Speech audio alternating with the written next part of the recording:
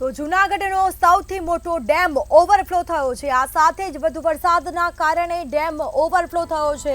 સતત ડેમની જળસપાટીમાં વધારો જોવા મળી રહ્યો છે। ગિરનારમાં આવેલો હસનાપુર ડેમ છલકાયો। વન્ય પ્રાણીઓના જીવાદોરી સમાન આ ડેમ છે, જેમાં ડેમ ઓવરફ્લો થતાં નીચાણવાળા 6 ગામોને એલર્ટ કરવામાં આવ્યા છે। બામણગામ, ડેરવાણ, ગલિયાવાડને એલર્ટ કરવામાં આવ્યા। સાબલપુર, સરગવાડા અને વીરપુરને એલર્ટ કરવામાં આવ્યા છે। તો અવિરત વરસાદના કારણે જૂનાગઢનો સૌથી મોટો ડેમ ઓવરફ્લો થયો છે અને જેના કારણે નીચાણવાળા વિસ્તારોને એલર્ટ કરી દેવામાં આવ્યા છે। તમામ લોકોને સૂચના આપી દેવામાં આવી છે। તો વધુ વિગતો સાથે સંવાદદાતા અમર બખાઈ ફોન લાઈન પર જોડાઈ ગયા છે। જી, જૂનાગઢમાં પણ અવિરત વરસાદી માહોલ જામ્યો છે અને જેના કારણે સૌથી મોટો ડેમ ઓવરફ્લો થયો છે। શું પરિસ્થિતિ?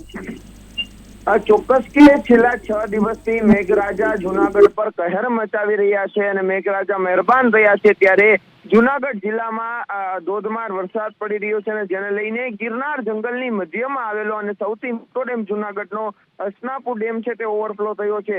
છેલ્લા ઘણા સમયથી હસનાપુર ડેમ ઓવરફ્લો થાય તેની રાહ જોવાઈ રહી છે અને જેને લઈને હાલ હસનાપુર ડેમ ઓવરફ્લો થતા જે જૂનાગઢ શહેરના પાણીની સમસ્યાનો પણ અંત આવી શકે છે। તો બીજી તરફ જે વન્ય પ્રાણીઓ માટે જીવાદોરી સમાન આ ડેમ છે, એટલે કે ત્યાં વન્ય પ્રાણીઓ ગિરનાર જંગલમાં વસવાટ કરે છે ને તે પણ આ પાણીનો ઉપયોગ છે તે કરતા હોય છે અને તેના માટે હસનાપુર ડેમ હાલ ઓવરફ્લો થયો છે। જ્યારે નીચાણવાળા 6 જે ગામો છે તેને એલર્ટ કરવામાં આવ્યા છે, જેમાં બામણગામ, દેરવાણ, ગલિયાવાડ, સાબલપુર, સરગવાડા અને વીરપુરના ગામોને એલર્ટ કરવામાં આવ્યા છે અને આજ વહેલી સવારે હસનાપુર ડેમ છે તે ઓવરફ્લો થયો છે।